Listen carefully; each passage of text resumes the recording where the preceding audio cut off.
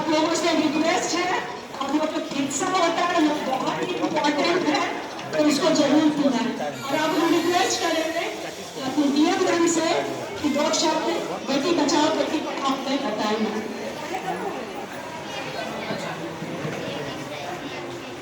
ये जो नई नई माताएं यहाँ बैठी है, सबसे पहले तो आपको बहुत बहुत बधाई। एक स्वस्थ बच्चा होना एक माँ के लिए बहुत बड़ी उपलब्धि होती है।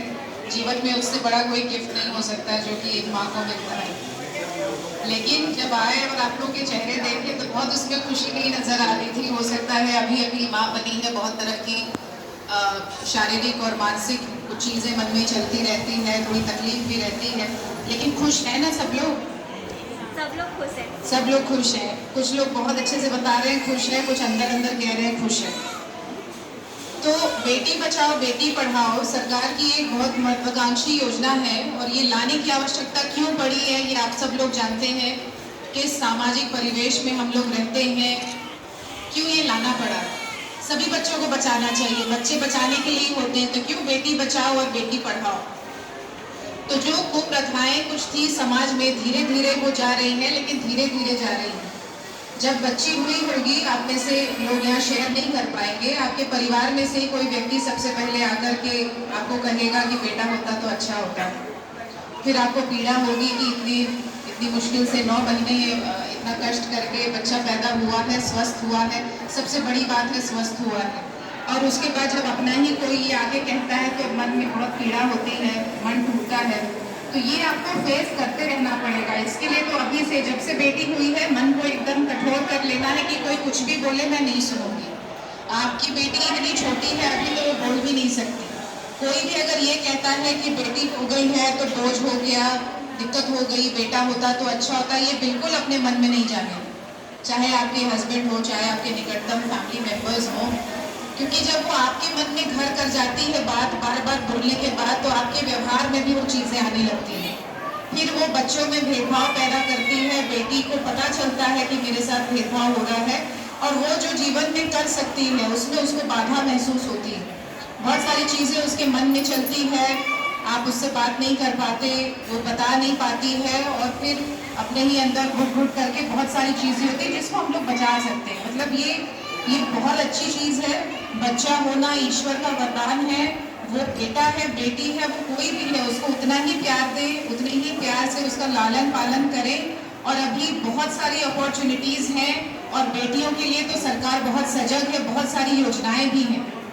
बेटी बचाओ बेटी पढ़ाओ एक अम्ब्रेला स्कीम है, इसके अंतर्गत बहुत सारी योजनाएं हैं। आपको जानकर खुशी होगी, जानते भी होंगे कि बिहार सरकार सभी जॉब्स में 35% आरक्षण महिलाओं को देती है, और इस आरक्षण के कारण लगभग 50% से अधिक महिलाएं अभी नौकरियों में आ रही हैं, जनरल से भी आती हैं। पंचायती राज व्यवस्था आप देखेंगे, जो जनप्रतिनिधियों का चुनाव होता है, 50% रिजर्वेशन बिहार सरकार देती है। महिला सशक्तिकरण का एक जीता जागता एग्जाम्पल जीविका दीदियां हैं। हमारे ग्रामीण क्षेत्रों के विकास में उनकी महत्वपूर्ण भूमिका है। लेकिन ये भेदभाव ये घर से शुरू होता है, और घर में आप रहती हैं। आप और आपके बच्चे के बीच में कोई नहीं है। ये इससे सुंदर दृश्य कोई होता ही नहीं है कि एक माँ अपने बच्चे को लेके जब गोद में बैठती है। यही रियलिटी है। इसके बीच में अगर कोई कहता है कि नहीं ये नहीं होना चाहिए था, या कोई सजेस्ट करता है कि मार देना चाहिए, आप लोग जानते हैं कि समाज में कोई कभी कभी होता है कि मार भी दिया जाता है। सिर्फ गर्भ में नहीं मारा जाता, इन्फेंटिसाइड भी होता है, पैदा होने के बाद भी बेटियों को मार दिया जाता है। कभी कुछ हिस्सों में देखा जाएगा, देश के कुछ हिस्सों में देख सकते हैं। तो ये चीज़ें नहीं सुननी है, और बहुत पॉजिटिवली अभी थोड़ा सा हार्मोनल कुछ आप लोगों के माइंड में चलता रहता है, तो बिल्कुल पॉजिटिव सोचिए। सब लोग आपका सहयोग करेंगे। परिवार में भी लोग जो भी बोलते हैं इग्नोर कीजिए, और अच्छा एक वातावरण दीजिए अपनी बेटी को पढ़ने के लिए, और उस पर विश्वास कीजिए। अगर आप उसको सारी सुविधाएं देंगे जो एक बच्चे को आप दे सकते हैं अपनी आर्थिक स्थिति के अनुसार, वो निश्चित रूप से अच्छा करेगी। क्योंकि आप खुद बेटियां हैं, आप लोग समझ सकती हैं कि जितनी संवेदना आपके अंदर है अपने परिवार को लेके, वो एक बेटे में नहीं होती है।